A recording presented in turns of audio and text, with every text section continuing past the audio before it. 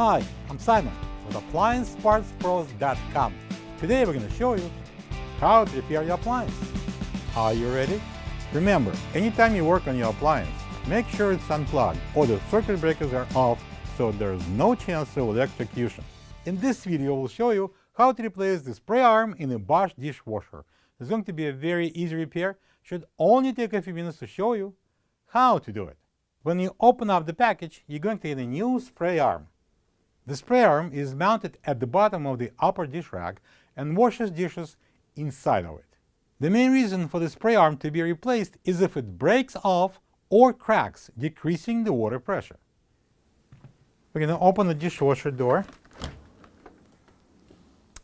We're going to pull out the upper dish rack, and then we're going to need to take this spray arm off. Slide in the arm behind and the other one underneath here. So you're going to push with this arm and bend this backwards to open the tab. And then we're going to release these two hooks on the top and simply remove the spray arm. This is the old spray arm next to the new one. If you don't have this part, you can get it from AppliancePartsPros.com.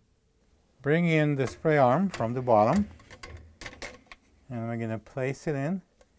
So there's a couple of details. These two cutouts on the side should go over these two wires here. Actually, it's a one wire, but on both sides.